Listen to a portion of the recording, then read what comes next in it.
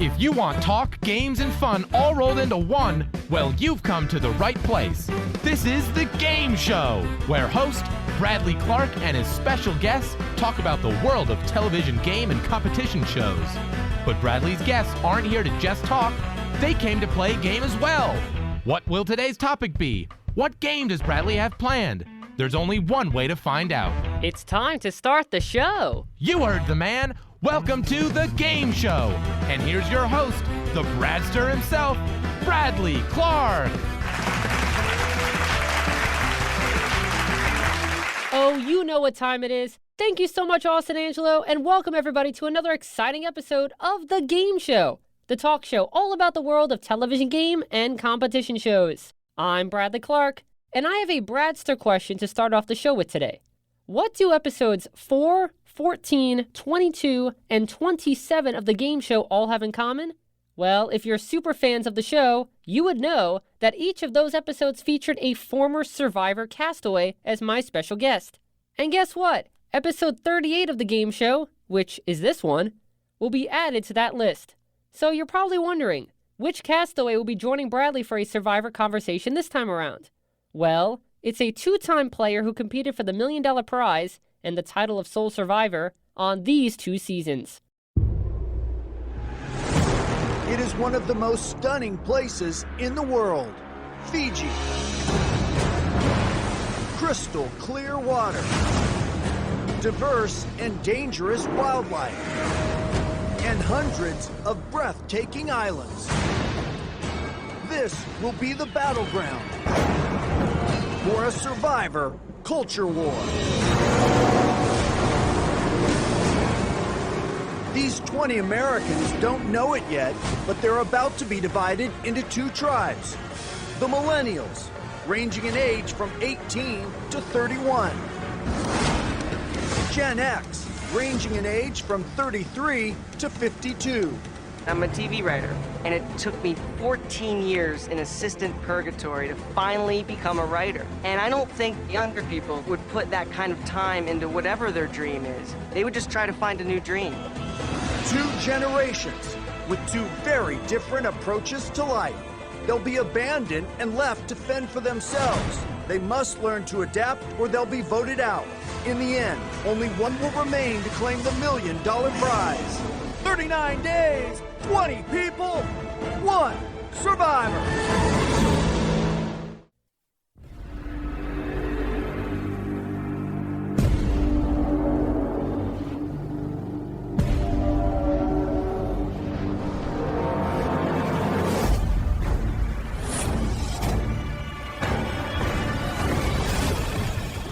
These 14 strangers are about to begin an adventure that will forever change their lives. They'll compete alongside 4 returning players, David, Aubrey, Wentworth, and Joe. Their vast survivor experience could make them a desired ally or an easy early vote.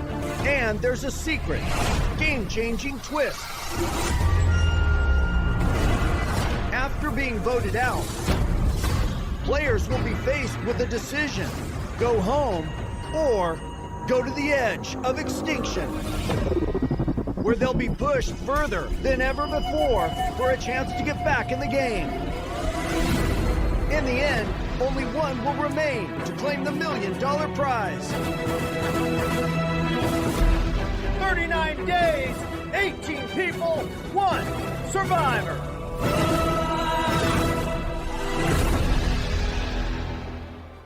What you just heard were the intros to Survivor Millennials vs. Gen X and Survivor Edge of Extinction. My guest placed 4th on Season 33 back in 2016 and 11th on Season 38 in 2019. He defines the term underdog story as he was nervous of being the first voted off of Millennials vs. Gen X, but turned his game around fast and eventually became a strategic player and a frontrunner to win. He quickly became a fan favorite and was invited back for a shot at redemption 5 seasons later. Joining me on the line is one of my Survivor favorites, 2-time castaway, for now, David Wright. David, welcome to The Game Show. Hey, thanks for having me here. It's really cool. It is such a pleasure to have you on The Game Show. And David, it's no coincidence that you are the guest on my 38th episode, because I know you have a couple of connections with the number 38 in the Survivor world. That's right. My last season was the 38th season. And you also lasted 38 days on Millennials versus Gen X. Yeah. Just one day shy of maybe winning. Maybe winning. Well, we're going to talk all about that. And before we do anything, I just want to set the record straight because I'm based in New York. So for all my New York listeners, this is not David Wright, the Mets player. This is David Wright, the Survivor player. I know. Oh, my God. I wish I was David Wright, the Mets player. And something else before we get to Survivor, I want to say congratulations on landing a writing job on the new Star Trek series.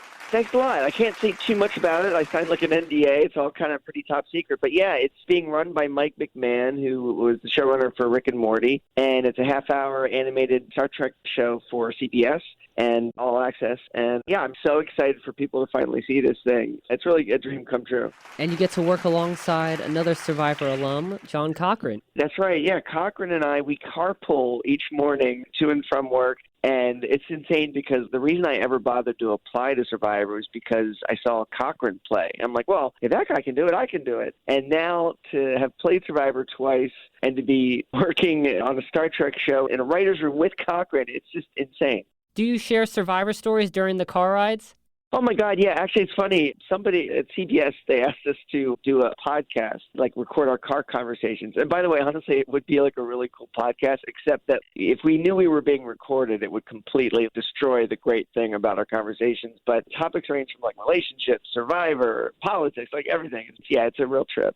That would be a great show. You can pitch it as Candid Camera meets Carpool Karaoke. Yeah. Well, maybe we even sing. That would be great. Well, I truly hope all goes well with Star Trek. Thank you. I hope so, too. I really think what we're cooking up is going to be pretty entertaining. So are you ready to go down Survivor memory lane? Sure. What I remember of it, we'll see. You probably know more about it than I do. I get that a lot, but don't worry. I'm here to guide you if you need any fact-checking. Oh, thank you. So we're going to talk about your 2 seasons, Survivor Millennials versus Gen X and Survivor Edge of Extinction. And then later on, I know you're a big Survivor superfan, so I'm going to put your Survivor knowledge to the test when you play a game based on the title of your first Survivor season. Do I get $1 million if I win? Unfortunately, my budget isn't that high. Okay, that's all right. I'll just take the title. Good. So you ready to go? Yeah, let's do it. Well, the Survivor is ready. Let's go. So I always like to start off by asking former Survivor castaways who come on the show, how did your love for Survivor and your fascination for the show first begin?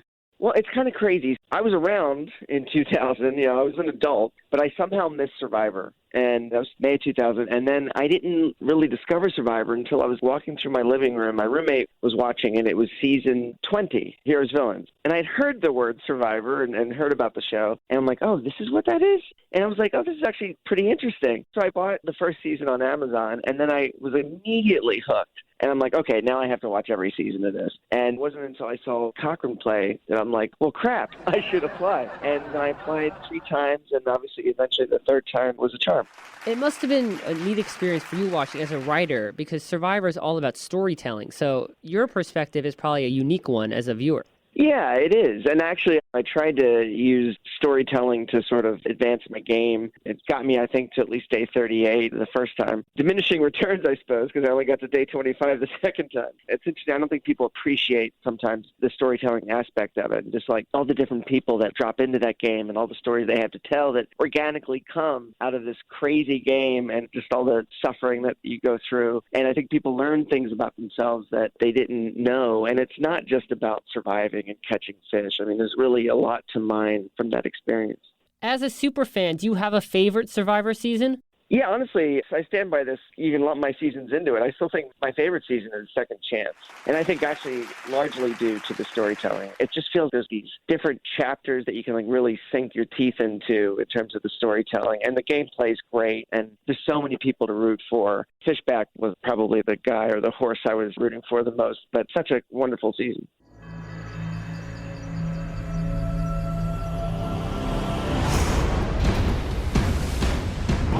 Survivor is the most physically demanding and emotionally taxing game on television. It strips you to your core. You're pulling yourself out of the game? While offering the opportunity to prove what you're made of. For those who win, Winner of Survivor Kageyama. the reward is grand. $1 million, and a high that may never be repeated. But for those who lose, Did Wu make a $1 million mistake? the consequence is often a relentless nightmare of what-ifs that never ends. Until now. I am so happy to say, Kelly Wigglesworth, you will get a second shot. Get up on that stage. This season, for the first time ever, we turn Survivor over to the fans. 20 former players who have played only once were selected by a nationwide audience vote. They're being given a second chance to finish what they started. Some have waited over a decade.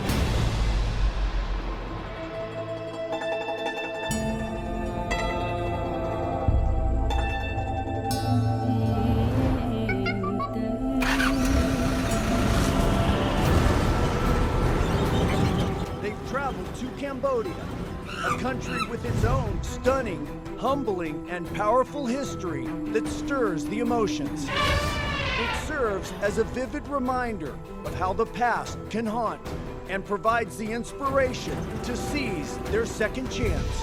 Welcome to Survivor Cambodia Second Chance.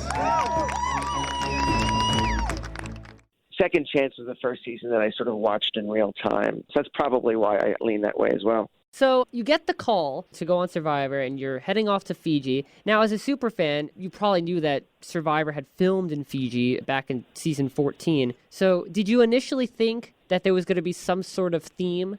Oh, yeah, I assume there would be a theme because that's been fairly consistent in this modern era of Survivor. I don't even know what era of Survivor you call this. I feel like we're even past modern. But I assumed there would be a theme, and I actually was able to figure it out before I even got on the plane. I actually even said out loud, I think it's going to be Millennials versus Gen X, because I just remember seeing just so many young people and me feeling like the only old guy, and I felt like, okay, it must be some kind of young versus old theme. I'm like, well, how do you really update that in a way that makes sense? I thought, oh, Millennials versus Gen X. So yeah, I was like really proud that I figured out the theme. Before each game, I got obsessed with trying to figure out what the theme was. And I tried to figure out the theme for my second game, and I thought for sure it was going to be Day 38ers, because I just felt like Kelly Wentworth was going to be there. I'm like, well, 2 Day 38ers, maybe that's the theme. Of course I was wrong. When I heard you mention your Day 38ers theme prediction during your ET Canada interview, I thought that was one of the greatest theme ideas I've ever heard, and Survivor really should have used that theme instead. David Wright, Hi. you're back. I am back. Why? Why? You tell me. Well, you know, it's funny. I'm very grateful to be back. I'm not sure why I'm back. I had a thought that maybe because this is season 38 and I got voted out Day 38, that maybe there's some kind of thematic thing happening there. I know I'm out here with Kelly Wentworth, and she also got voted out Day 38. So I don't know. Maybe I figured out the theme, but I'm so grateful to be here. I would think that would be a wonderful season of Survivor to watch. People that were one day shy. I mean, in a way it was, because it's the idea of not actually Day 38, but the edge. You know, you almost made it and then something happened. But I love the specificity of it being one day shy of the final 3.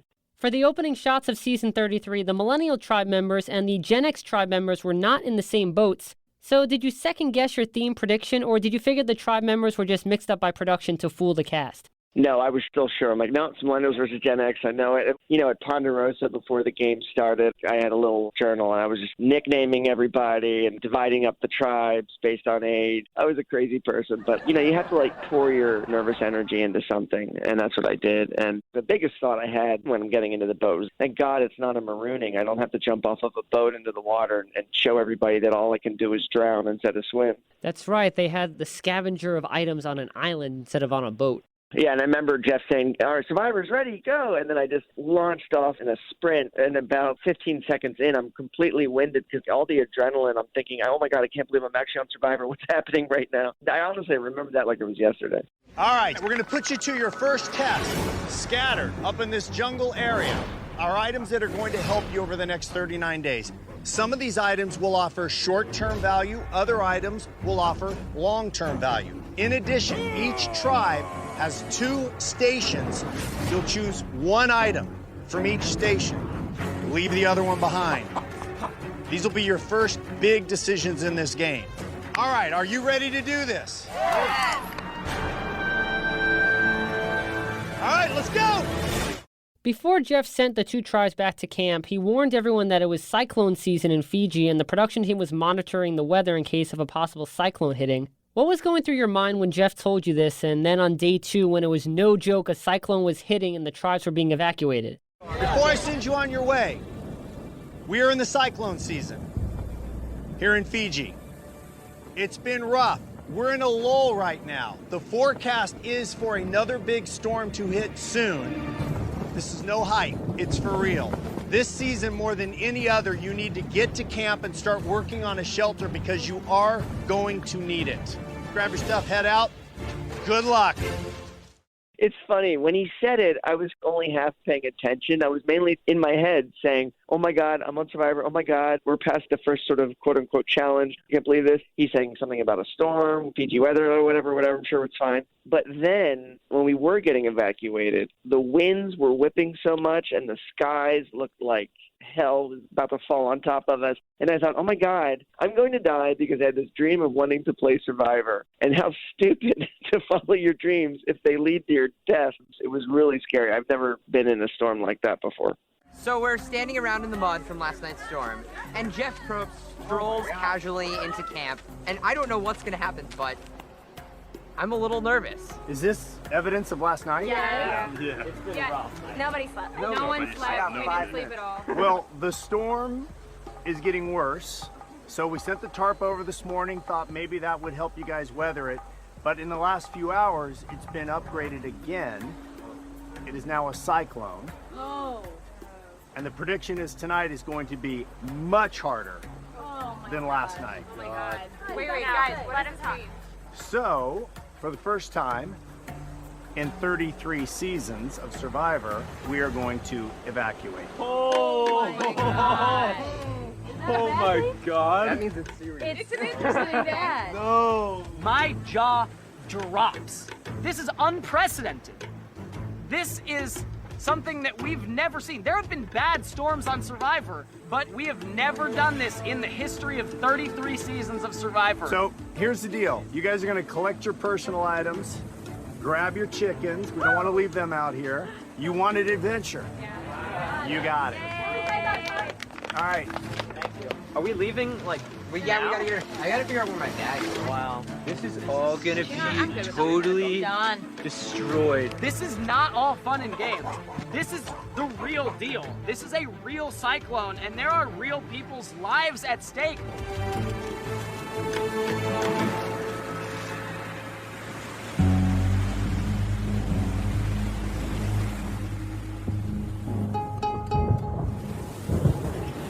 If a storm comes, we're done. This is all open. Yeah. If it comes across, it's gonna come right up. Yeah. And pop totally. us. Heads up. Heads up. There he is. What's going on? A man of 1,000 carp. When I saw Jeff, my breath completely left my body. What's up, Jeff? I knew something was wrong because Jeff very rarely comes to camp unless it's a safety situation. Yes? Thank you for the thought. Thank you. Yes. So that's why I'm here. That tropical storm that I told you about yesterday is growing in intensity. It's been upgraded again. Oh. It's a cyclone. Oh my God. So, we're going to evacuate you from this beach, take you to a safe spot to wait out the storm. Can we grab our bags before we go? Yeah, personal items you'll take with you. Everything else, we just see what we have in the morning. All right. I'm presuming that both tribes were separated and no talking was allowed, correct? Yeah, that's right. And no food. It was still the game, except for the talking. It's a pause in the game. But by the way, it was good for my game because I don't know if you remember or anybody, but day 2, I woke up. I mean, actually, I lost my mind day 1, but then day 2 was even worse. I was just completely paranoid. And I went up, I think, to Chris. You know, I accused him of plotting against me. I mean, I really lost my mind. So the storm and the pause in the game gave me a chance to collect myself. It's like, okay, get it together. So without the storm, I don't know. Maybe I would have even gotten voted out first. Who knows? Right out of the gate, you start looking for a hidden immunity idol since you felt you were on the chopping block. Was it always your intention to look for an idol that early, or was it a necessity idol search? Always my intention to look for an idol. I think every player should, but not my intention to do it plain sight the way I did. I mean, I will say that game, while it does suck to be on the bottom in the game, in a way, it's very liberating because if you are on the bottom, or in my case, if you think you're on the bottom, it liberates you to do whatever you can in front of people to change that. And so you then are free to look for an idol. It's like, if you think you're going to go home anyway, what's the harm in doing everything you can to find an idol or some advantage? So yeah, I looked everywhere, high and low, and yeah, you saw what happened. Oh yeah, I saw what happened. So the first immunity challenge of the season was held on day 4 instead of the typical day 3. I'm presuming because of the day lost due to the evacuation. Were you told immediately that the first immunity challenge was being pushed back a day? You're really told nothing, and you just sort of discover as the time moves on what's going to happen. And the reason really is that it's a TV show, so the audience needs to be on the same side of the experience as the contestants. So when we learn something, the audience is learning it at the same time. But that's sort of the thrill of it. It also stirs and encourages discussion among each other. Because if you're just told, at 3 p.m. today, we're going to have a challenge. Okay, and then you just sort of wait out the clock till 3 p.m. But it's sort of the debate and that paranoia also that sinks in, the unknown, like, oh my God, what's going to happen? Some people deal with that better than others. Obviously, in the beginning, I didn't deal with that well at all. But we weren't really sure when anything was going to happen, including that first challenge. So unfortunately, the Gen X tribe lost the first immunity challenge. So going into tribal council, did you honestly think that you were going to be the first voted out, especially when Jeff pulled out the first parchment and your name was written on it? I thought there was a good chance I could go home. I felt that I had done everything I could to change that. I felt like I had the conversations I needed to have and the results of those conversations I needed to make sure that I wasn't going home. But every time you walk into tribal council, even if you don't think you're on the chopping block, you always have to think maybe you are. It's always a possibility. But I was pretty sure I was okay. But you never know. Well, luckily the next day you did find some security. You found the hidden immunity idol. Yes. Oh, my God. That was honestly the greatest thing ever. And I did it the way I wanted initially. It was organic. So you go out, and I was looking for rocks for people to sit on around the fire. In doing that, I found the idol. Well, I found a coconut with a symbol on it, and then inside that I found the idol. And that's something I just sort of picked up from Kelly Wentworth's game in Second Chance when she was gathering palm fronds and also looking for the idol. And I think in her case, she found a clue to the idol that was going to be hidden in a challenge. But in any case, yeah, future Survivor players organically look for idols, not in front of people the way I did initially. The idol that you found, you eventually played on day 12, but you actually ended up sharing that you had the idol. Yeah, and I think this is something I probably picked up from Stephen Fishbach before I ever played, which is that information can build trust. And certainly telling someone you have an idol and then showing it to them to prove that you do is the loudest way you can shout, hey, I trust you. And then if someone's so sure that you trust them, then they're going to trust you. And I did that with Ken. An unlikely pairing, probably. Ken and I, if we went to high school together, probably would not be hanging out too much or socializing or sitting at the same lunch table. But in that game, you find any ally you can. And I found that in him. And yeah, I told him that I had the idol, and we instantly bonded and could trust each other. You mean to tell me that you wouldn't be sitting at the male model table? No, I would not. It's funny, though. I mean, inside he's a bit of a nerd, but on the outside, probably people don't pick up on that too much. You played the idol for Jessica, who would have went home had she not been saved by you. During a confessional after Tribal, you mentioned that playing the idol might have not been the best move. If anybody has a hidden immunity idol and you want to play it, now would be the time to do so.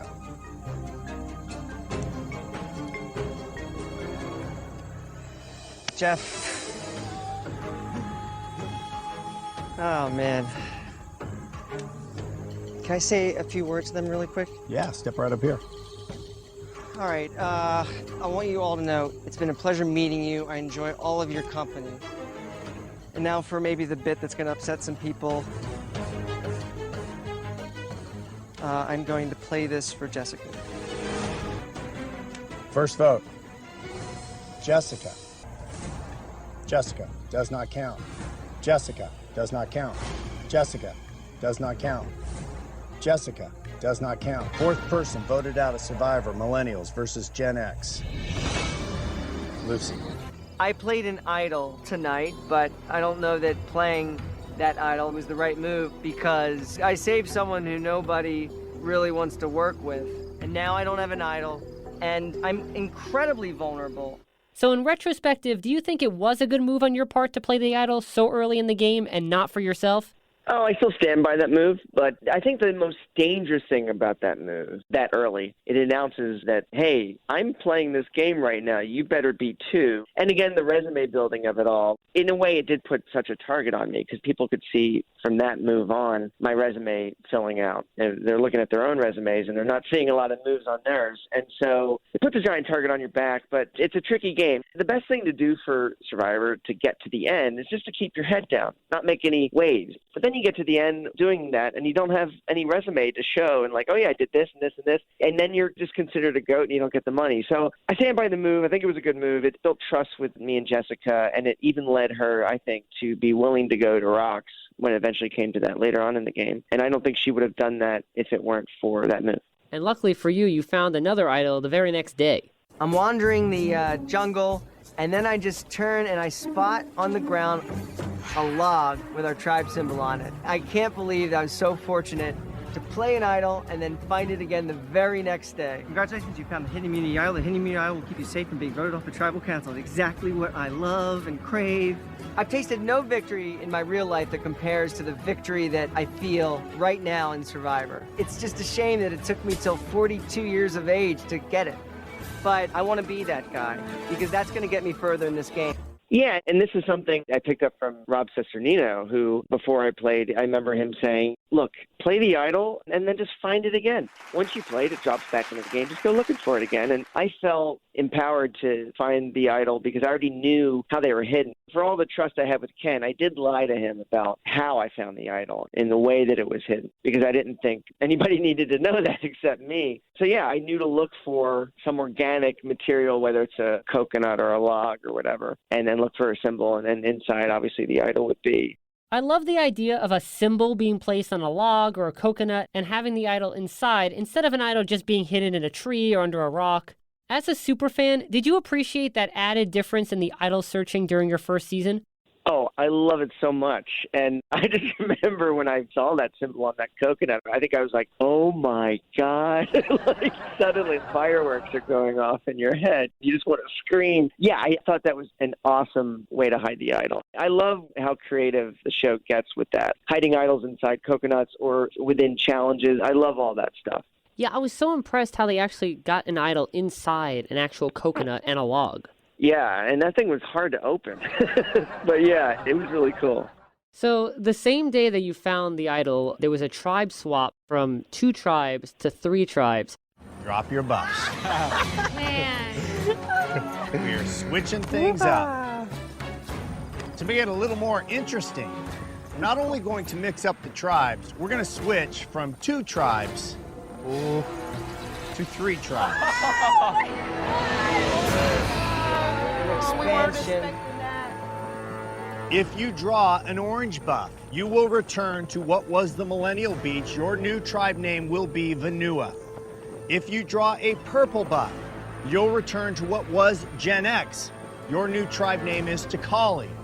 If you draw a green buff, you will go to a new beach. Your tribe name will be Ikabula, and you will have to start from scratch. Are you a fan of the 2 to 3 tribe swap scenario? Yeah, I called it an expansion. The truth is, I'm a fan of anything Survivor throws at me. Especially as a viewer, I do think it's important to shake the game up and rattle it. Because otherwise, if they didn't do things like that, then people are just going to stick to their alliances. And you're just going to watch a very boring march to the end with the majority alliance. And, oh, I figured it would be those 3 at the end, because why not? But yeah, I do like those expansions and the swapping. 8 days after the tribe swap, on day 21, you made it to the merge. And I'm sure it was such a proud moment and huge accomplishment for you to make it to the merge, right?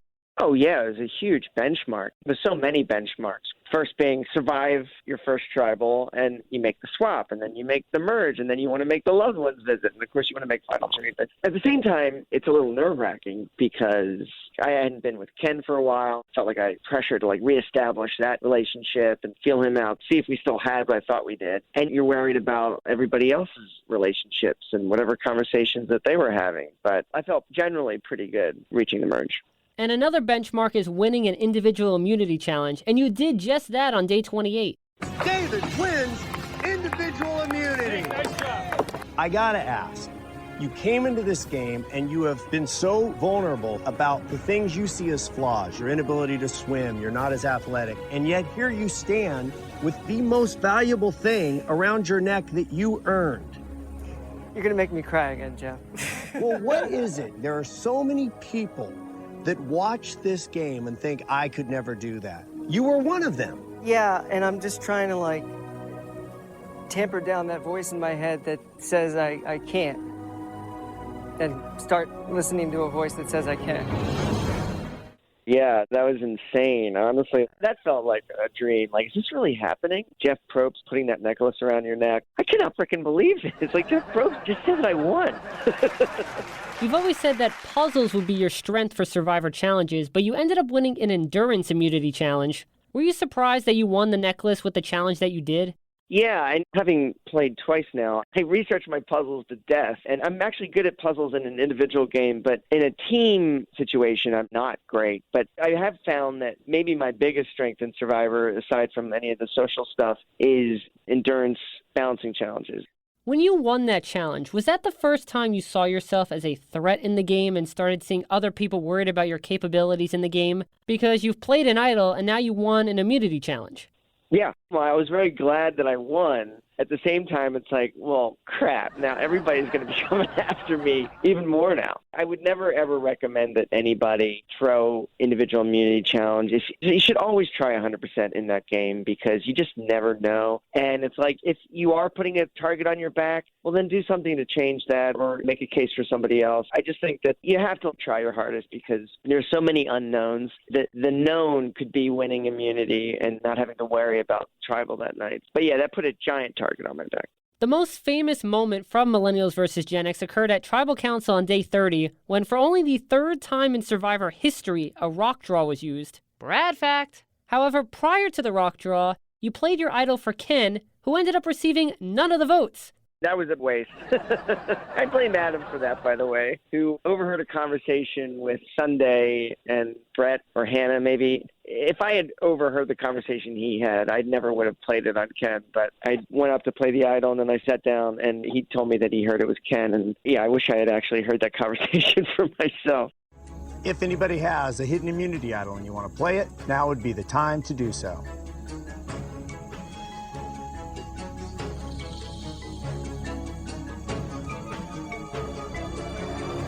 Sorry, Jeff. What? Wait.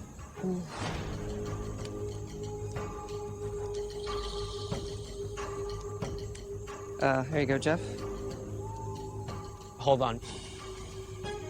They were whispering over here that they want to vote for Ken. Wow. Jeff, the idol is for Ken. Whoa.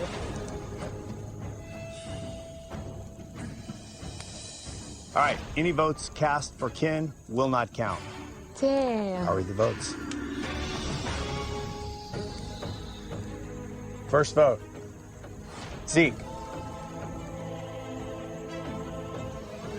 Hannah. Damn it. Knew it. Told you. Zeke. Hannah. 2 votes Zeke, 2 votes Hannah. Zeke.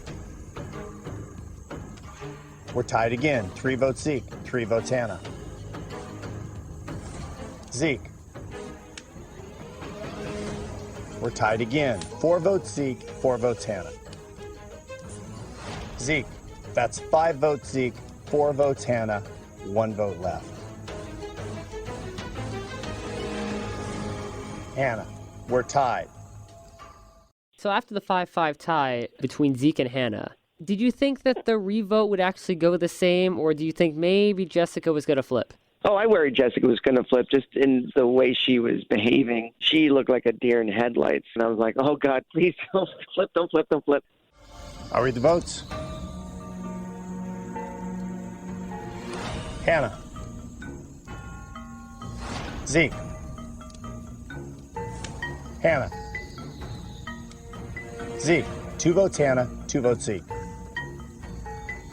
Hannah. Zeke. Tied again. 3 votes Hannah, 3 votes Zeke. Hannah, that's 4 votes Hannah, 3 votes Zeke. 1 vote left.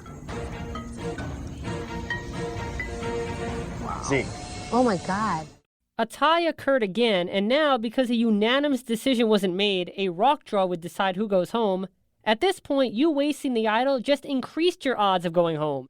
Yes, it did. That's right. Yeah, bummer. Yeah, the interesting thing is history going the way it did. When I reached my hand into that bag, there was no bad rock to pull out. Right, yeah, because Jessica was the first to pull, and she pulled the bad rock. Yeah, what incredibly bad luck. We're deadlocked. Here's what will happen. Per the rules of Survivor, if the 8 of you can unanimously agree on either Hannah or Zeke, they go home. If you cannot unanimously agree, then Hannah and Zeke become immune, and they join Jay and Ken, and all 4 become safe, and Will, Brett, Sunday, Adam, David, and Jessica will all draw rocks. The odd rock goes home. This is a do or die moment right now. Guys, can the 8 of us agree that none of us are willing to give up our games for either one of these 2? I don't want to go home tonight. I don't want to go home. I don't think anybody wants to go home tonight. So let the 8 of us come to a decision on one or the other, because I'm not going home. And if I can pitch something, I really do believe that Zeke is playing the best game of the people up here, but if you really believe that I am, then fine, just vote me out next. But tonight, it has to be Zeke. David is never going to let me stay in this game, and neither is Who wants to Adam. vote Hannah? Who wants to vote Hannah? Right here. You wanted Justin. I was trying to get Justin. Who did you vote for? But still, you you're the voted one for who Chris. put Ken's name out. I didn't put his name Chris. I never said that, and I didn't vote for Chris. You and Throw Sunday your hand. I don't want to draw rocks. I do not want to draw rocks. Well, it's going to go there. So what I'm hearing right now is complete disarray. We don't have a unanimous decision. Wow.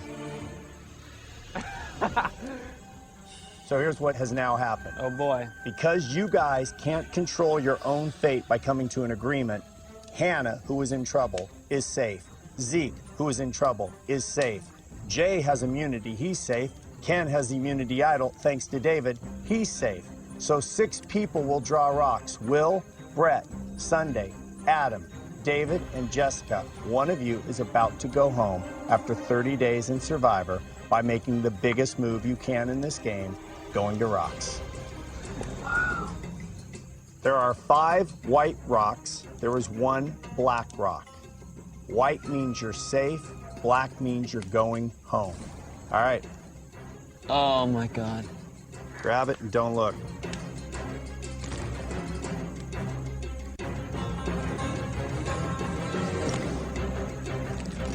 Jeff, I think I'm gonna cry.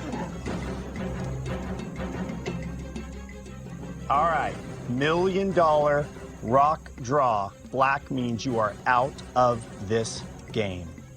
Reveal. Oh, Jessica.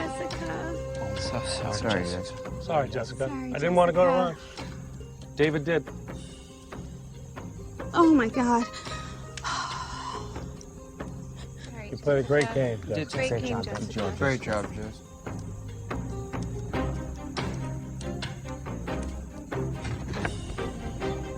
Jessica, I think it's more appropriate tonight to say the game has spoken.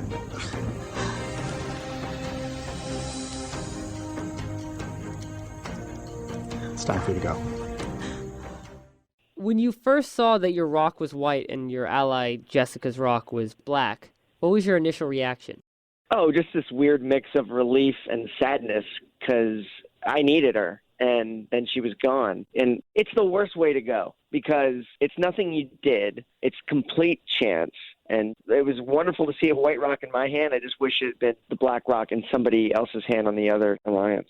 Let's fast forward to night 35 when Sunday was just voted out, but you were still on the chopping block, so you decided to create a fake hidden immunity idol. Now, players in the past have done the same thing, so as a super fan, is this something you imagined yourself doing at some time during the game? Yeah, I'd planned to make a fake immunity idol and hide it for somebody to find, because I think that's a more fun way to do it. People will tell themselves the lie. You don't have to tell them. You don't have to make it and show it. Hey, this is real. If they find it on their own, they want to believe it's real, so they lie to themselves, even if it doesn't look that good. So yeah, that was something I'd planned to do before the game started. I have to do everything I can to survive, so I need to create a little chaos. I've been stealing all of these beads and shells for a while now. I've been taking them off of tribal torches. I've been taking them off of water bottles. I've been taking them off of tree mail. I wanted to have a lot of options. We're getting towards the end. I'm assuming that there are no idols left in this game, but a fake immunity idol could really mess up someone's game. We are barreling towards the end of this game, and I've got to do everything I can to make sure that I end up in the final 3. And if I have to do dirty tricks like this, then so be it. And hopefully, by tomorrow morning, I'll have caught a fish. Oh my God, I think he may have seen it. If I'm right, I caught the fish that I wanted to catch. But all I'm doing is focusing. And I'm looking, and boop. I see an emblem. I see a pink little circle that was on a little coconut. Oh my God, dude. And since you knew that idols that season were natural objects with a symbol on it, you didn't just have to hide your fake idol under a random rock. You could strategically place your fake idol. Yeah, but what's so great about that is, and again, this speaks to the people who lie to themselves. Like, I tried to make a triangle because I am not an artist, so I can't make some complicated tribe symbol. But I'm like, well, I can make a triangle, right? And because I'm doing this in the middle of the night with just the light from a fire to illuminate my work. But in the morning when I saw what it was just like a circle. It was just horrible. Thank God, Jay, I mean, it didn't really matter, but I was glad it worked just for the TV of it because I thought it was just such a cool moment. And I woke up covered in the paint. You know, I was like Lady Macbeth trying to wash the blood off my hands at the well. But anyway, you're right. I knew how they were hidden, so I tried to mimic that. But boy, did I do a really bad job on that part.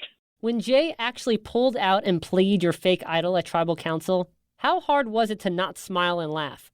Oh, you know what? I was always very poker face when it came to moments like that in both games because you don't want to gloat. You don't want to laugh at the person. You don't want to make fun of them. It's the game, and I would always just be stone-faced for the most part. If anybody has a hidden immunity idol and you want to play it, now would be the time to do so. Jeff? I'm not going home. Oh my God. You guys can chase me, but you know, you gotta be quicker than that. Wow. Unbelievable. Wow.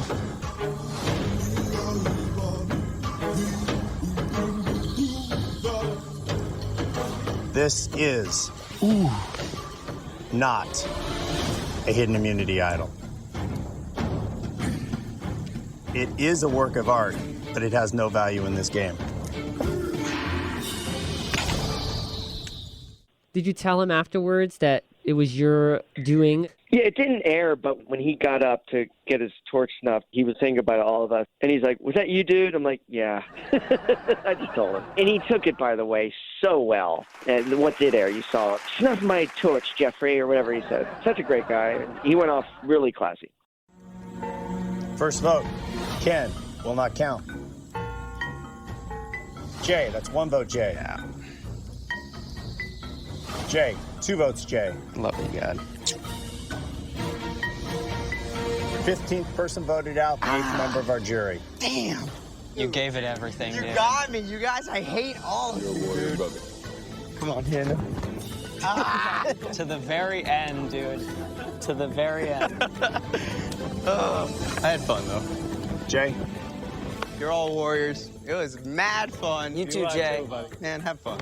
You Thanks too, a lot. man. Thank you. Go ahead, Jeffrey. Snuff my torch. Jay, the tribe was spoken. You'll be Time to go. Then the next tribal council, Brett got voted out, and before he exited, he congratulated you and said that the others just lost $1 million. 16th person voted out, and the 9th member of our jury. Brett. The flipper flips again.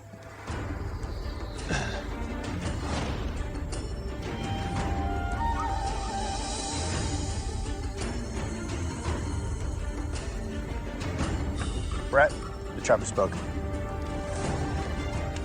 David, congratulations. The rest of you just lost $1 million. Do you think Brett saying that statement was a hindrance to your game? I know he thinks it was, but no. Everybody was already targeting me and seeing me as the person to win should I make it to Final Three. I guess it added a little bit of an exclamation point onto it, but people were already thinking what he was saying. I mean, that's why he even said what he said. Everybody was thinking it already. Maybe Hannah didn't think that that was the state of the game, so perhaps that hurt our working relationship. But for the most part, I think that everybody already knew what Brett was saying. Well, unfortunately, you were voted out during the next tribal council as you didn't win the final immunity challenge. Once the votes are read, the decision is final. Person voted out will be asked to leave the tribal council area immediately. I'll read the votes. First vote, Dave. Adam. 1 vote Dave, 1 vote Adam.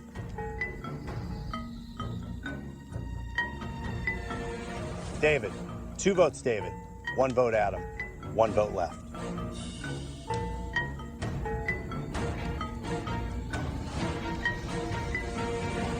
th person voted out and the 10th and final member of our jury. David, So need close. to bring me your torch. So close. You did awesome, Dave. Hey, great game, guys. Great game. love you, man. Oh, that hurt.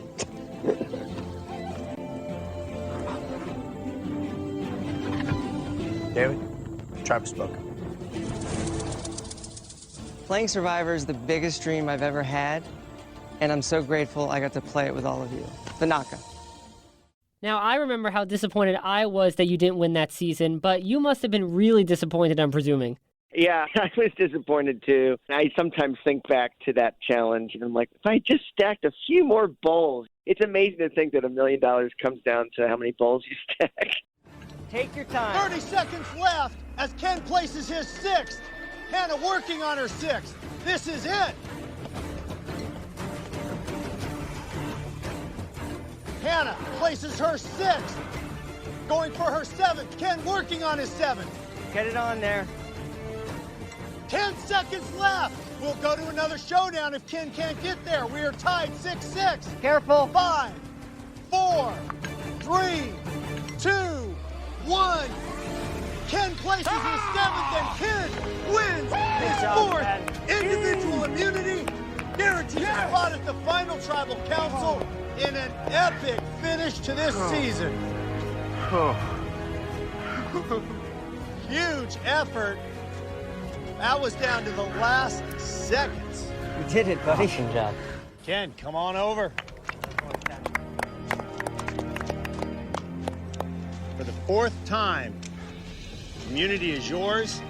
And most importantly, you've gone as far as you can go in this game. You will be at that final tribal council. One big decision left tonight. Who will be that 10th and final member of the jury? One thing we know, it will not be you. After 38 days, David, Hannah, Adam, for somebody, your dream will fall 1 day short. Grab your stuff, head back to camp. See you at United Tribal. Were you disappointed in Ken that he flipped? Not disappointed in him. I understand his reasons. Unfortunately for him, there really was nothing he could have done at that point to win. So it's hard to be disappointed in him. I understand why he did it, but I guess what sucks is if he could have realized how things were, there's nothing I could have said to convince him because, you don't understand, dude, no one's going to give you any money. You can't say that. But if he could have realized what was going on, he would not have written my name down. But, you know, that's the game. It's maddening. Obviously, I wanted the million, but the experience is worth so much more than that $1 million. So I don't really feel like I lost. I had such an unbelievable, amazing experience, and that really is worth more than the $1 million. And you ended up getting to play again. Yeah, you're right. I listened to your interview with Penner, and yeah, he was saying, like, I didn't win, but sorry, I'm doing like a terrible Penner impression. But not winning probably gets you invited back more than winning does in a way. But I think it's better to go out day 38 if you have any aspirations for playing again. If you want the $1 million, then just grab it. So you think getting voted out on day 38 is better than making it to day 39 and losing?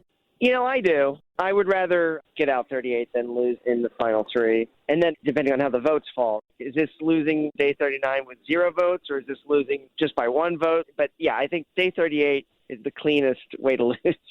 So the winner of Survivor Millennials versus Gen X was Adam Klein, who received all 10 jury votes. The winner of Survivor Millennials versus Gen X, Adam.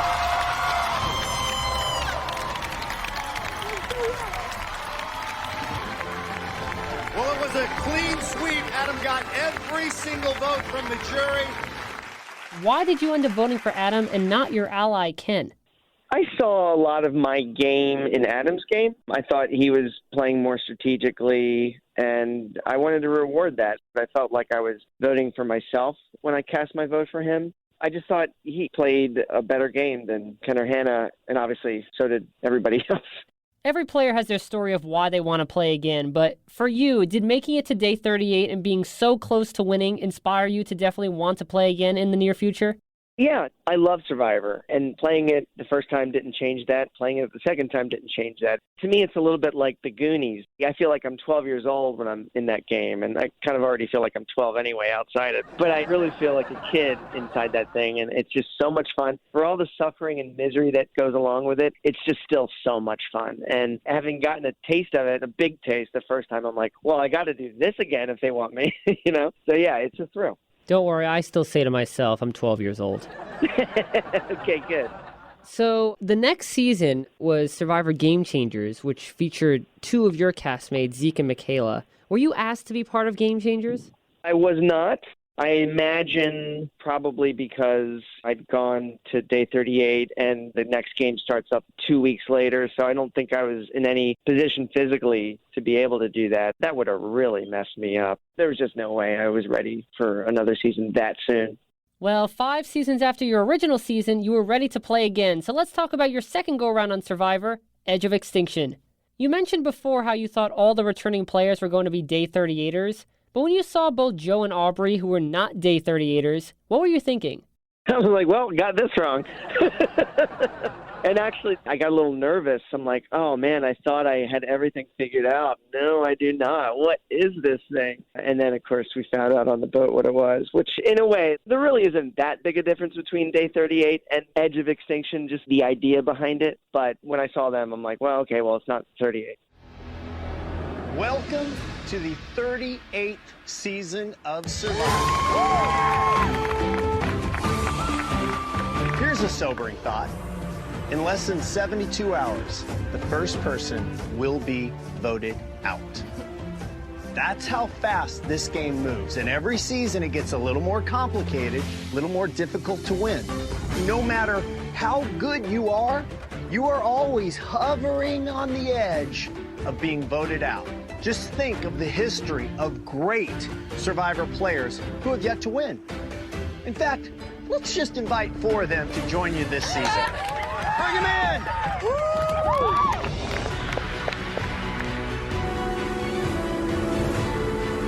Oh my God, is that Kelly Whitworth? Oh my God!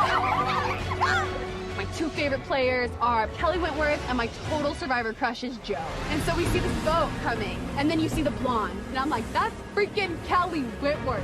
And then it gets closer, and I'm like, is that Joe too? Oh my God. David.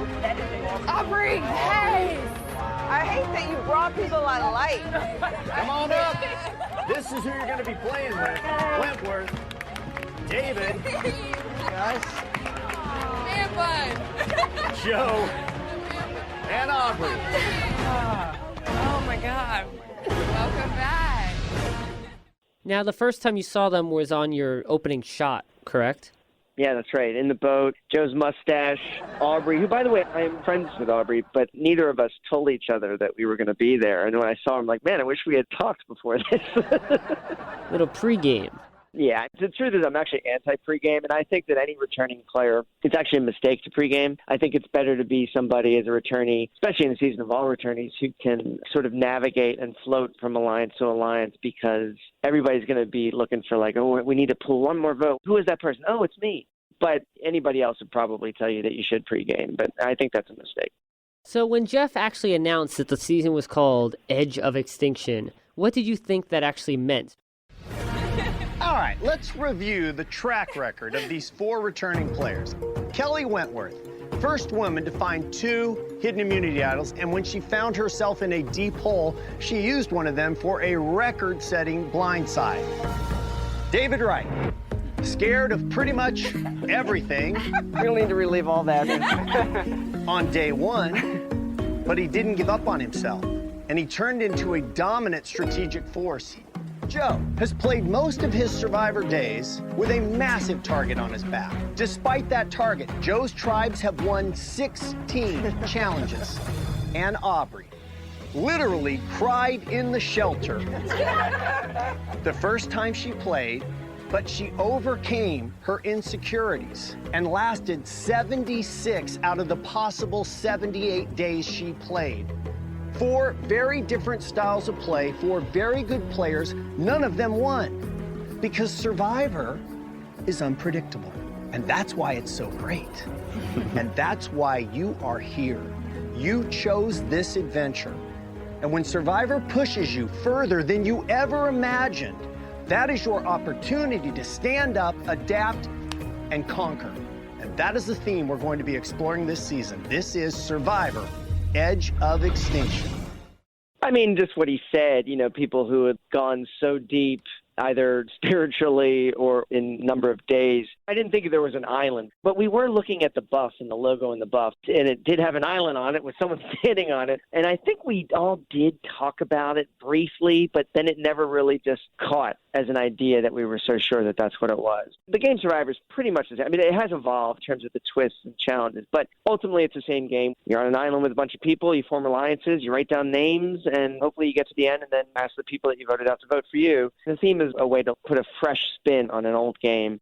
Well, it's also a way now to keep filming in Fiji. Yeah, that's right. That's a funny thing. I mean, it was all the same islands. I remember when we were building the shelter, people asked me, like, where should we put the fire? And I'm like, well, last time we put it right there. So was the Manu camp the same as the Gen X camp? Yeah, same camp, same island. The real name of that island is Monariki. It's also where I believe they shot portions of Castaway. Only fitting. Oh, yeah, completely. Were you surprised that you were the only 2-time returnee? Because Aubrey, Joe, and Kelly were all 3-time returnees.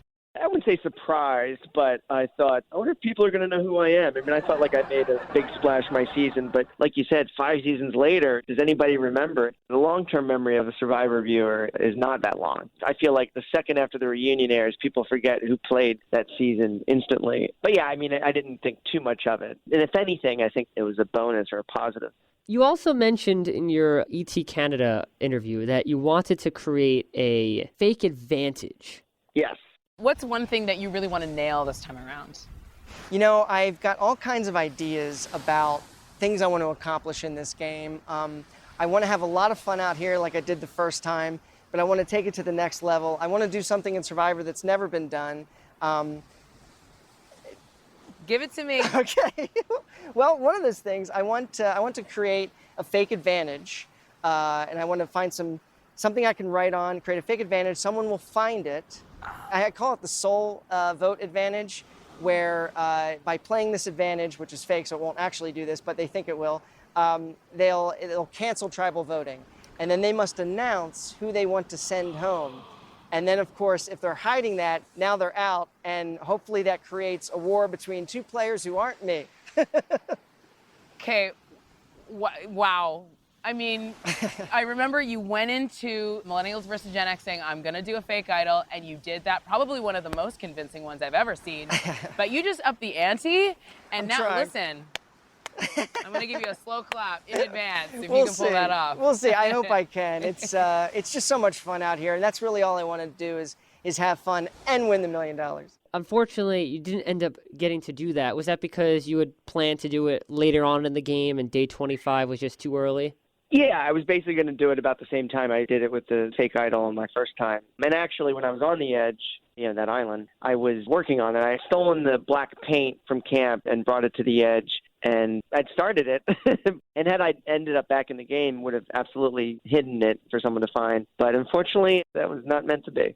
Would you ever like to see the soul vote advantage become a real advantage on a future Survivor season? No. I mean, unless it's fake. No, that's way too powerful. But I thought it would be great TV. I mean, that's kind of how I approach the game. It's like, well, what's a great TV moment? But it's something that me and my girlfriend discussed in terms of, well, if I had an advantage, what should it be? And we kind of landed on that. And actually, while I was out there, I had changed the name from Solvo to, I called it the Extinction advantage because it just made more sense, especially if I was going to come back from that island. Joe and Kelly were both on Survivor Second Chance, but while they really didn't work together on that season, did you think a Second Chance alliance could have been in the works had the timing been right?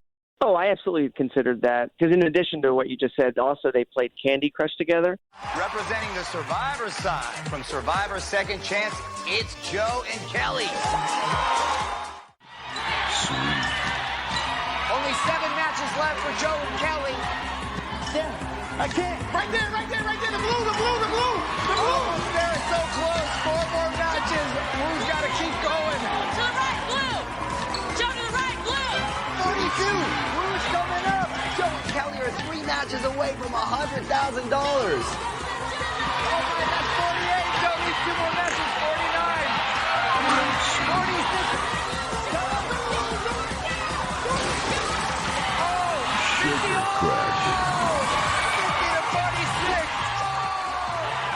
Congratulations, Joe and Kelly. Kelly, I love you so much. Oh, man. Get over here. They won the ultimate candy clash. They're going home with $100,000. I knew that they had a stronger relationship than Wentworth was letting on, but I actually saw that as something I could be a part of, so I thought it was a good thing. On day 17, you walk into the challenge, but when you saw the challenge setup, what were you thinking? Because there were 6 different colored lanes instead of 3 tribal lanes. Yeah, I didn't think too much about the number. I'm like, what's going on? So we're going to have to compete to win a way into the merge. But then, of course, Jeff calls out the Edge of Extinction returnees, and the look on Reem's face when she walked in, oh, my God. Fire may as well have been coming out of her eyes.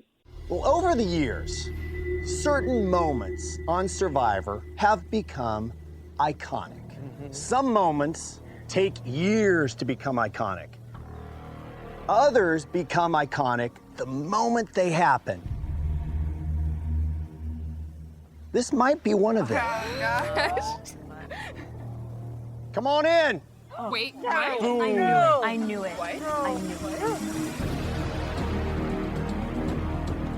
Are you serious? Oh, Jack! There's always a twist. Oh my God, they're all coming. Oh my God. Wow. They're all back. It ain't over. This season, every voted out player had a decision to make. They could either give up or they could decide to stay and fight for another shot to get back in this game. This season, every player voted out opted to fight for another shot. They were taken to another island, the Edge of Extinction. Oh my God. The details of what they've been through out there will be theirs to share as information is king, but I feel compelled to share that they have had to work every bit as hard as you have since they've been voted out. Wow. Here's how it's gonna go. One of these 6 is about to earn their way back into the game. For your Edge of Extinction challenge, you're gonna race through a series of obstacles, getting you to the finish, where you must maneuver a ball to the top of a very long track. First to finish earns their way back into this game. Jeff said that the revealing moment of the Edge of Extinction players might be one of the most iconic instant moments in the history of Survivor. Did you think this was a big iconic moment? I think it is. Not just the moment, but even the season, the twist. Not everybody loves it. It's very divisive, I think, as a theme. But just this idea that, yeah, you can get voted out first.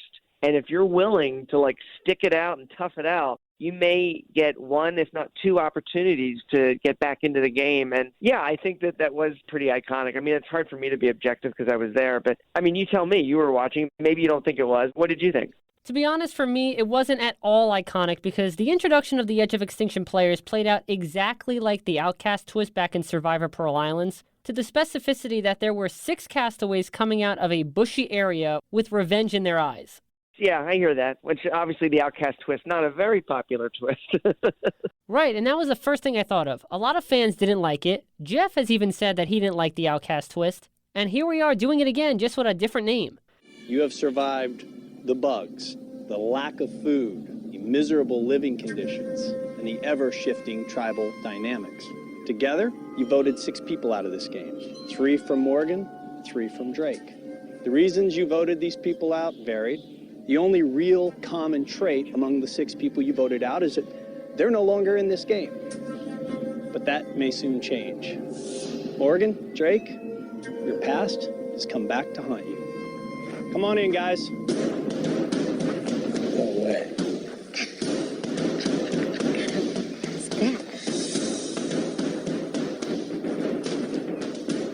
The 6 people you have voted out return now as a 3rd tribe. Nicole, Skinny Ryan, Lil, Burton, Michelle, and Trish. Do you guys have a tribe name? We're the Outcasts. The Outcasts. Not unlike the pirate days, they got tired of somebody, felt they were no longer worthy, they shipped them out to sea, left them for dead. Typically, they died, but every so often they didn't. And when they came back, they usually had one thing on their mind. I'm guessing it's the same with you, Michelle? Revenge, baby. All about revenge. My pushback with that would be that what the Outcast twist lacked was storytelling, and The Edge brought that. That's the additive, I think. And to me, it makes it different. They probably think the same. But yeah, I know that the hardcore Survivor purists are maybe not a fan, but hopefully there were enough fans watching that enjoyed it. Don't you think that the Edge of Extinction would have been a better twist if it was kept a secret to the remaining castaways longer? I personally think that revealing the Edge of Extinction on, say, day 35 would have been a much better production choice because of the reactions that it would have brought out of the castaways. And it would have separated it more from the Outcast twist and Redemption Island. That's interesting. I get what you're saying, but for a TV show going 14 weeks or whatever, if the twist doesn't reveal itself until the final episode, I don't know that that works in terms of the TV of it. I mean, I guess the audience can know things that the players don't, which they did, obviously, for a little while, but maybe that would have been even better. Or maybe that would have made people angrier with the Chris win if he still ended up winning. For you, didn't knowing that the Edge of Extinction existed and someone was going to get back into the game ultimately factor into who you wanted to vote out each tribal council? Yeah, I mean, I think it did. And whether it did or not, y'all have in your head the idea that, wow, you know, when you're out there on the edge, you're assuming you can make it back. You're hanging out with the jury. By the way, that's not why Chris won. I mean, 13 days in the game? But what he did with those 13 days was pretty extraordinary. He won his way back in. He got Lauren to play an idol for him. He got Rick to give him the idol back. He gave up immunity. He deserved the win, but I know that some people want to put an asterisk next to his win, but I think he legit earned it. To be honest, I think he did as well. And I actually love that an Edge of Extinction person ended up winning because the theme really felt full circle. I thought the same thing. And like as a storyteller, as a TV writer, I thought too, his story, exactly what you just said, is better. It works. It connects with the theme. It resonates with it. And yeah, this guy made it to the edge and he came back and he won. And again, had he not done all those things that he did, I would not have written his name down to win. But that paired with the story of it all, I thought it was just perfect. I agree. So unfortunately, on day 25, you were voted out. 10th person voted out, the 7th member of our jury. David, that's 6, that's enough. Need to bring me your torch.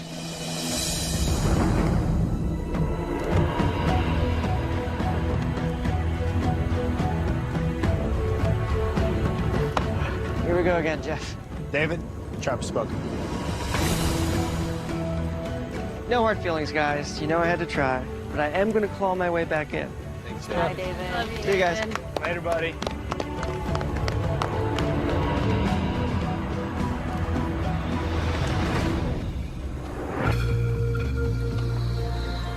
Decision to make. Taking the torch.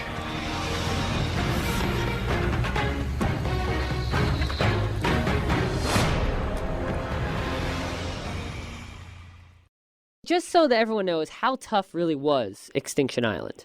Oh, it was awful. It was very tough. It was really hard. It's the hardest Survivor I've ever played, having only played twice. But there was less food. Nobody was providing for the most part, except, I'm not bragging, but I was bringing back crabs. That's what I did. And I get why people weren't providing. They didn't want to expend the calories to get food for themselves and other people because we all knew a challenge was coming up. But for me, I was just wasting away, so I needed to eat. So, yeah, I went crabbing. But there was a lot less food, and it was really hard. You had to go up a mountain to get the rice, and there wasn't a lot of it. And there's nothing to do out there, Like inside the game, you've got the distraction of the game. You've got challenges. You've got strategizing with people. But for the most part, a lot of people were sleeping and playing chess and getting suntan and miserable and starving. But it was really hard, and I made it less days. Even if you count the edge of it all, I was in the game 3 less days than I was the first time, and I ended up losing more weight than I did the first time. So for your personal statistics, did you play Season 38 for 25 days or 35 days? I counted it as 35 only because I was still playing in terms of I was having conversations with people as well as looking for advantages, and I found one that I threw into the game for Rick. So I was still in game mode the entire time. Yeah, I still consider it 35 days because it was harder than the 35 days of my first game. So David, I'd like your opinion on this. On Survivor, the jury members are comprised of castaways who have been voted out of the game. However, if you were on Extinction Island, you were technically not out of the game. So, technically speaking, do you still consider them jury members? I do, because, we are still voting. And while I say that, yeah, I played 35 days this last time, if we get really strict about it, I would say it's 25, because when I got voted out, only one person had a chance to get back in. And so, for the most part, it's fair to say that we're all juries, except for one person, and we just don't know who that person is. Now, were you surprised? Because I certainly was. Keith and Wendy decided to quit the day after the first challenge. Now, technically, shouldn't they have been jury members since they have made it past the merge? Yeah, you could do it that way, I suppose, but I sort of like the finality of you're leaving the edge, and it's the old school Survivor of it all, where it's like they were going on the pre-jury trip. But during Survivor Nicaragua, 2 people quit post-merge, and they became jury members. Brad fact! Yeah, no, that's fair. I hear that. But with that many people voting, what would that have done? It really wouldn't have changed anything, I don't think. There are 2 additional votes. But maybe I'm wrong. Maybe it would have. Well, it's interesting you say that because theoretically, this season could have had 15 jury members. Yeah, I know. That would be insane. So on day 35, you faced the Extinction Island Challenge. To me personally, the Extinction Island Challenge was very disappointing because it was just another standard Survivor challenge. There was nothing grand about it. Going into the Edge of Extinction Challenge, were you expecting the typical Survivor Challenge components like moving through ropes and a puzzle at the end? I thought it'd be something like that. I was really only disappointed in the result, in myself. I was impressed with how people had so much energy to go as fast as they did. I ended up getting all the way to the end there, but I just felt the whole time that I was acting so slow. I do love, not for obviously the Edge of Extinction challenges, but for the final immunity challenges when they build those epic landscape challenges, like Ghost Island had a really cool one. Caramelon was really cool with Cochrane and that big structure that you had to go up and get your puzzle pieces from, and there's a slide. I do like those big builds, but yeah, I didn't expect anything like that for an Extinction challenge. So when day 35 hit after spending 10 days on Extinction Island, was it more of a relief, or were you still disappointed that the challenge didn't go your way? Oh, I was disappointed. There's relief, but also disappointment. I wanted to get back in so bad. But I can't complain too much. Most people who want to never get a chance to play Survivor, and I got a chance to play it twice, and I don't want to take that for granted, and I feel so lucky. But yeah, in that moment, I was definitely disappointed in my performance. So something new that was added to the game 2 seasons after you originally played was the Final 4 Fire-Making Challenge. Quickly going back to Millennials versus Gen X, since Ken won Final Immunity, had the twist been in the game, who do you think he would have chosen to make fire? Well, I think the smartest thing for him would have been to have pit Adam and I against each other for fire. And I think that would have protected his game in the best way that it possibly could have. Again, I don't think the result would have been any different. Like if I'd gotten to the end, then I win. And if Adam got to the end, obviously he would have won because it happened that way. I guess he could have put himself in that position and maybe beaten us all. Ken was great at making fire. If he had given up immunity the way Chris did and then gone to fire against me or Adam, that would have been so cool. Were you surprised that Chris gave up final immunity and took on the fire-making challenge himself? No, I wasn't too surprised. We all had conversations about, for anybody who makes it back, there's a lot that person would need to do, especially if they haven't played much or haven't done much. And so, yeah, when he got back, he was just doing everything he needed to do. And that was just sort of like, yeah, the last blow that I think he needed. And he knew he needed it. And it's like, he just have to pull out all the stops, and he did. And again, a deserved win as a result.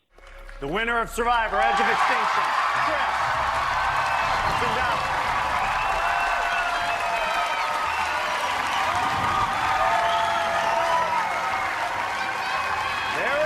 The winner of our 38th season of Survivor, Chris. Well, now, another complaint that I've read was that one of the reasons Chris had an advantage was because he spent so much time with the jury members on Extinction Island. Do you think that played a factor into it, or do you think a lot of people voted based on gameplay?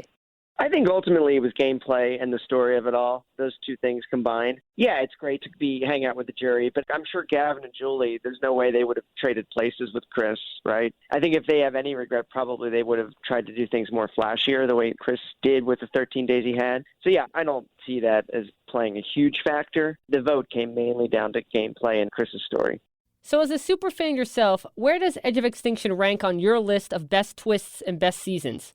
I mean, maybe this isn't the popular opinion. I don't know. You can probably tell me. I rank it high just in terms of, I don't think people are going to forget it because it's such a unique twist and change in the game. For me, it just really stands out. And, you can love it or hate it, but it's memorable. And that's what I love most about Survivor, even in a season that maybe people don't love. And I don't know what the takeaway is for this one, but I just think it's very memorable. And so for me, I rank it high for that. Do you think it's better than Redemption Island? Yeah, I do, although Boston Rob's just incredible TV. But I love that people know who Reem is. She got voted out first. The only other first boot that really resonates with me is Francesca, and that's only because she got voted out first twice. So, yeah, I mean, it's incredible that people know Reem's story. I love it. Hey, if Francesca can be voted out first and get a call back, I think Reem has a great chance. Reem has a great chance. I agree. I'm sure the biggest question you get now is, would you like to play again? So I'm going to ask you, would you like to play again? I would love to play again. And hopefully the stars will align that they'll ask me, and then I'll be in a position to say yes. I have a job, as we talked about earlier now, so that gets in the way of being able to say yes. But if I'm able to say yes, 100%. It's just so much fun. Everybody should try it at least once, if not 3 times. Say that you get put on an all returning players cast. Are there any former players that you'd like to play on the same season with? Oh, my God. Give me a Cochran. Give me a Fishback. Spencer Bledsoe. Aubrey would be great. We could actually play together. Parvati would be a mistake to play with probably. But I definitely have a wish list. I think an alliance between you and Big James would be... There you go.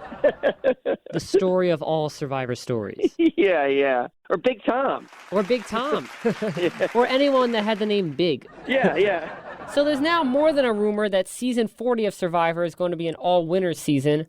Say you had won Millennials versus Gen X. Would you consider playing again against 19 other former Survivor winners?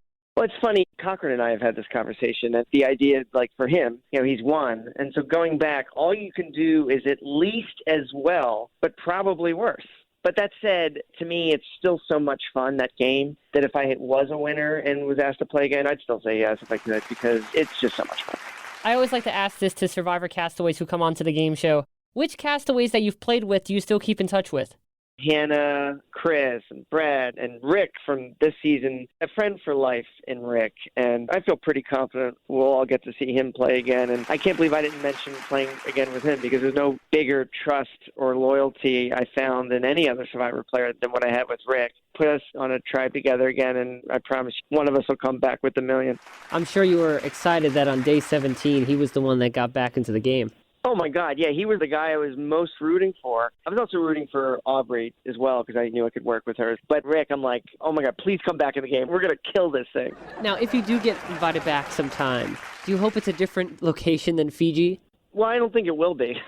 I mean, I could hope for it, but all the hoping in the world isn't going to change it. Obviously, it's cheaper for Survivor to be there for a number of reasons, and that keeps it on the air, so I'm all for that. But yeah, we'll never get that walkthrough that the Second Chancers did through those ruins. It was just epic and so cool. And, Fiji just doesn't have those things. So those elements we're not going to have. But you know what? Ultimately, the star of the show is the game. And it's still there in Fiji. And again, if it keeps Survivor on the air, then I'm all for it. Well, speaking of the star of the show being the game, David, we have reached my favorite portion of the game show. It is time for the game of the day. Game of the day.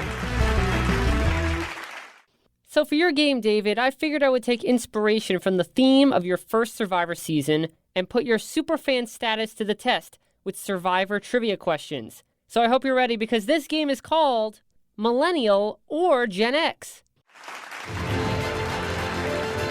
Millennial or Gen X.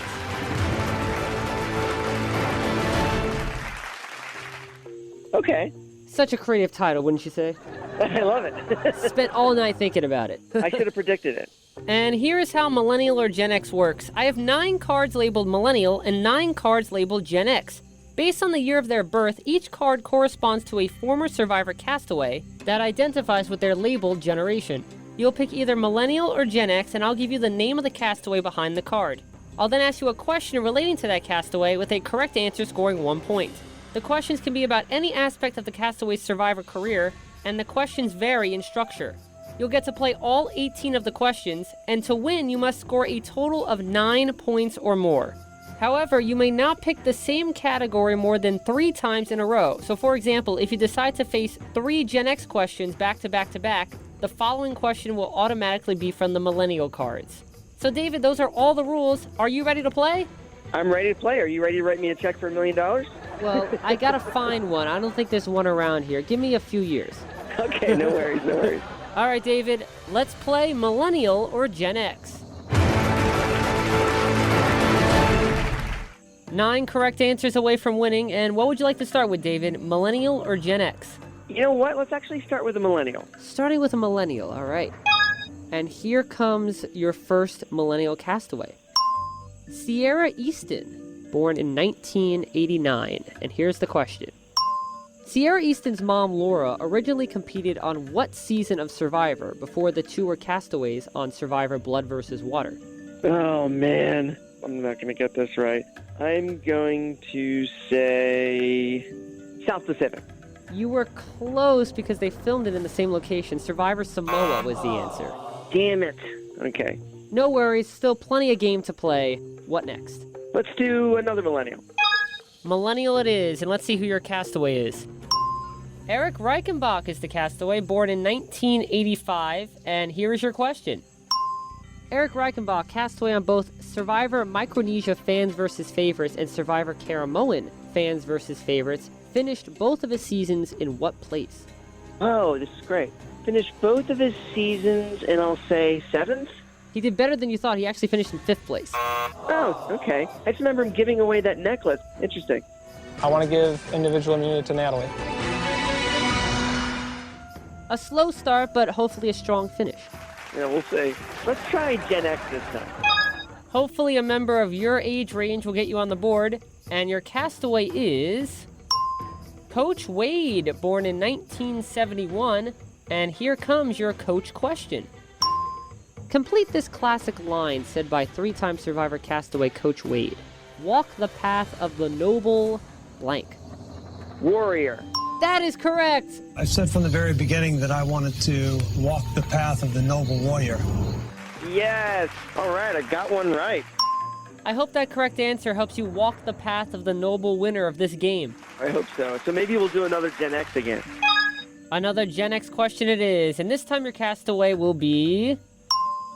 Would you look at that? It's Stephen Fishback, born in 1979, and here's your question.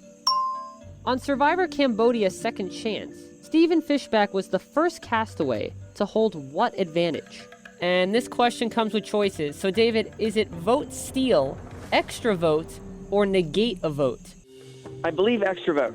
It's actually the vote steal. Damn it.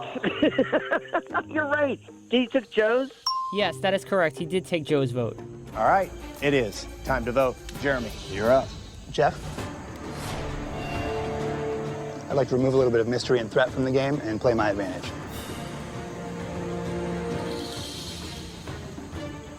Why don't you explain, Stephen, what the advantage is?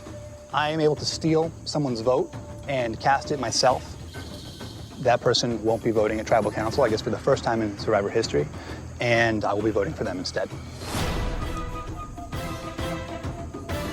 And whose vote are you going to steal? I'm going to steal Joe's vote. This means Steven gets 2? Yeah, so to be clear, Joe, you will not get up to vote. Fishback, when you vote, you will vote twice. You still have 1 point, and remember, you've picked 2 Gen X questions in a row, so if you do pick Gen X again, the following question will automatically be a Millennial question. So David, do you want to pick another Gen X question, or do you want to choose a Millennial question? Let's do another Gen X. Another Gen X question it is, and this time the castaway will be Kelly Wigglesworth. For 1977, here comes the question. At the final Tribal Council of Survivor Borneo, Kelly Wigglesworth's gameplay was compared to what animal by castaway Sue Hawk? Oh, this one I can get. Rat. Rat is correct, and you now have 2 points. I plead to the jury tonight to think a little bit about the island that we have been on. This island is pretty much full of only 2 things: snakes and rats. And in the end of Mother Nature, we have Richard the snake, who knowingly went after prey, and Kelly, who turned into the rat that ran around like the rats do on this island, trying to run from the snake. I feel we owe it to the island's spirits that we have learned to come to know, to let it be in the end the way Mother Nature intended it to be, for the snake to eat the rat.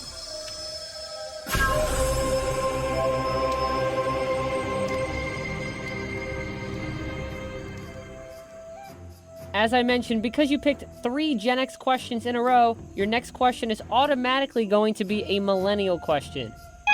And let's find out who that Millennial castaway is going to be. Todd Herzog for 1985. Here's the question. How many jury members were there on Survivor China, the season 1 by Todd Herzog? Let's go with 7. Let's go with you are correct. All right. Nice. 3 points now. Which would you like to take on next? Can I do a Gen X? You can. And your Gen X castaway this time is Jerry Manthe, born in 1970. And David, here comes your question. Jerry Manthe, castaway on the Australian Outback, All-Stars, and Heroes vs. Villains, has what spider-themed Survivor nickname? Oh, Black Widow? Black Widow is correct! Yes. All right. Now we're getting on a roll. Yeah, we're cooking with gas. You have 4 correct answers. What category next? Gen X, if I can. You certainly can. And your castaway is Cerie Fields, also born in 1970. And here comes the question. On Cerie Fields' first season, Survivor Panama Exile Island, what element of nature did Cerie say she was afraid of? Was it leaves, twigs, or rocks? Oh, man. I'm going to say rocks, I guess. Unfortunately, it was leaves. Damn it! Don't beat yourself too badly. There are still plenty more questions, and you still have 4 points. So, David, which category next? I guess we'll do Millennials. Millennial it is, and your castaway this time is Spencer Bledsoe, 1992. Yes. Here's the question. On Survivor Cagayan, which tribe was Spencer Bledsoe originally on? Brawn, Brains, or Beauty? Brains. Brains is correct. You have 5 points. What question next, Millennial or Gen X? Let's do Millennial again. All right. And the castaway is Kat Edorson, 1989. Here's the question. On Survivor Blood vs. Water, One World castaway Kat Edorson's loved one was her boyfriend Hayden Moss, who was a winner on what other reality competition show? Let's just say it's Amazing Race. Unfortunately, it was the other one. Damn it! Big Brother? Yep, it was Big Brother. Oh, crap. I should have known that. Speaking of The Amazing Race, did you watch Chris and Brett on The Amazing Race this past season? Yeah, it's so fun to watch. My first season, they had such an awesome bromance, and I think people really got a big glimpse at that this time on Amazing Race. Absolutely. So you still have 5 points, and your next category will be Gen X. And the Gen X castaway this time is Cass McQuillan, born in 1971, and here comes your Cass question. On Survivor Cagayan, Cass McQuillan was told that she spoke the language of what animal by eventual winner Tony Vlachos? Oh, boy. Language of what animal? Snake? No, she didn't hiss. It was actually llama. Llama, damn it. Talking to people and revealing secrets is a totally different animal. Secret? When I told you that, you weren't supposed to tell them. You get it? I'm sorry, I don't talk llama. I'm supposed to talk llama to you. You understand that better? That was the last straw that broke the camel's back. Well, you're making an ass of yourself. And she calls me an animal. So I had to talk to her like I'm an animal. So I said, so she could understand me. And she got offended by that, Jeff. It's just a joke. We're here to play a game. Let's have fun with it. Wow. Isn't this awesome? But I caught myself because I wanted to vote her off. But again, at night, I said, hold up, I can't do that. Can you just, like 15 seconds, talk llama to Cass? Okay. Your point score is still 5, and back to picking either Millennial or Gen X. Gen X. And the castaway for this Gen X question is Tom Westman, born in 1964, and here comes the question. On Survivor Palau, Tom Westman caught what animal using just a machete? Shark. Shark is correct. How'd you get it? I hit it with the machete and cut it in half. Woo! Look at that. How's that for a shot? Look at that. Watch. It was one of the most amazing things I've ever seen, especially for a city boy from New York. Wham! He's a madman. Yeah! That's what I'm talking about. Oh, is that me? And that's him. Did you get that? Oh. Woo! Oh my God. That's intense. He just jumped in the water and stabbed it. I whacked him, he started thrashing around, I jumped on him, worked down to his tail, and then just pulled him out. You're a madman.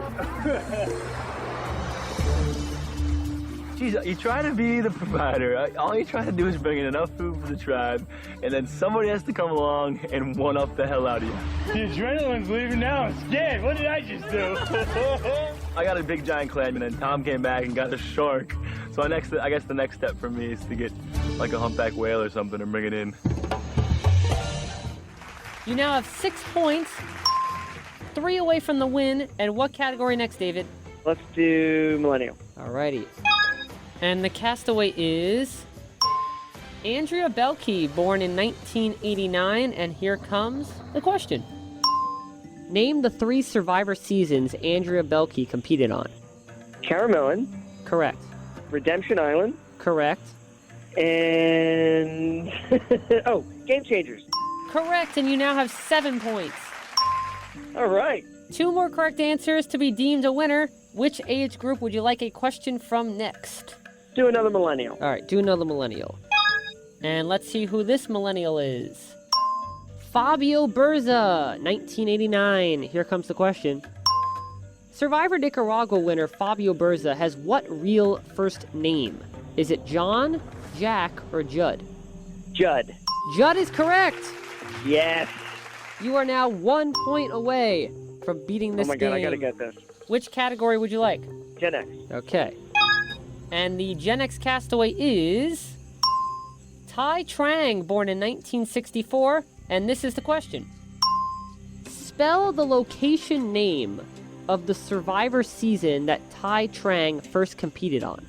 K-O-A-H, new word, R-O-N-G. You switched a couple of vowels. It's K-A-O-H-R-O-N-G. Damn it. Oh, so close. But you still only need 1 more correct answer to win, and this could be the one. So which category, David? Let's do another Gen X.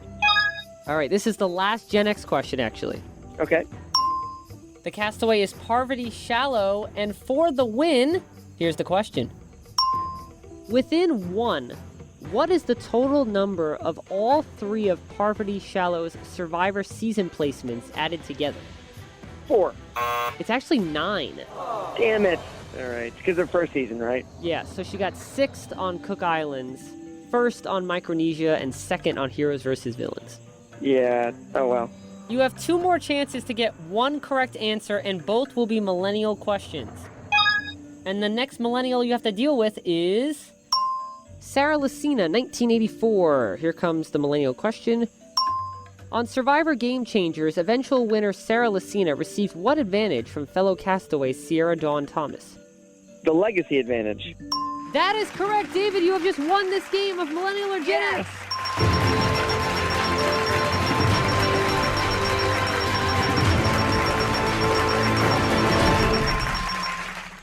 Oh my God! You know what? This is better than winning Survivor. Oh, thank you. I appreciate that. You won the game just in the nick of time, and in case you were wondering, or the listeners were wondering, here is the final Millennial castaway. Christian Hubicki, born in 1985, and this is the question. On Survivor David vs. Goliath, did Christian Hubicki last more or less than 33 days? I'm going to say more. And I'm going to say that you're correct. Woo! Oh my God, thank God. Okay. 35 days was the number of days he's lasted. So congrats, you got 10 points out of a possible 18. And David, I hope you had fun playing the game. I did. You know what? It really tells me that I need to go back and just do a rewatch from season 1 on. There's so much I've forgotten. Well, I hope this game planted some great Survivor trivia back into your brain. And that was the game of the day, Millennial or Gen X. Millennial or Gen X?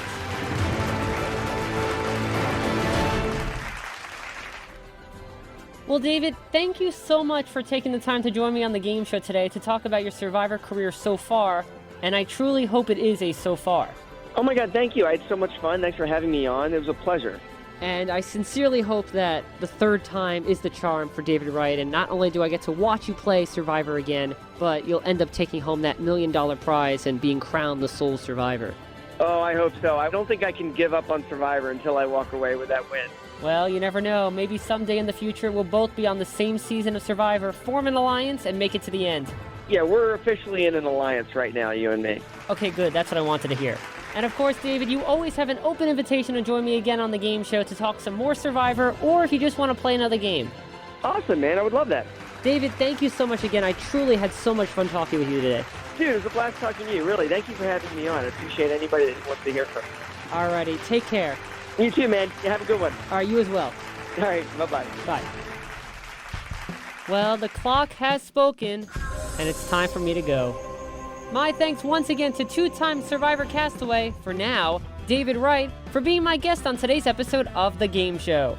However, while the torch for this episode of The Game Show has been snuffed, you can relight the torch of my previous episodes of The Game Show, including the episodes featuring Survivor castaways Russell Hantz, Eric Reichenbach, Jonathan Penner, and Coach Wade as my special guests, as well as relighting the torch of this episode if you'd like to listen to it again by logging on to www.soundcloud.com/Bradley_Clarke, that's BRADLEY_CLARKE/sets/The Game Show.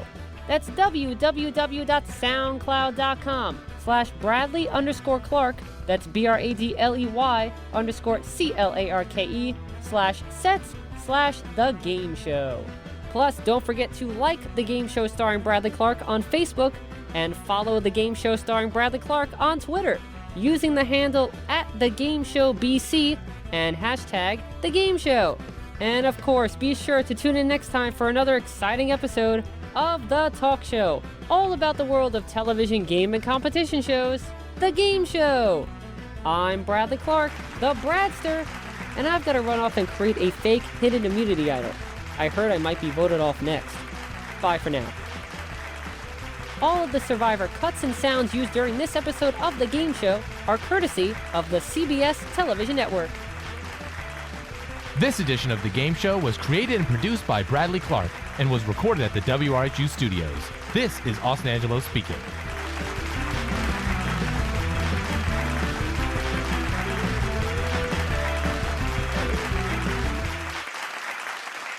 The Game Show is a Bradley Clarke production. Get your game on.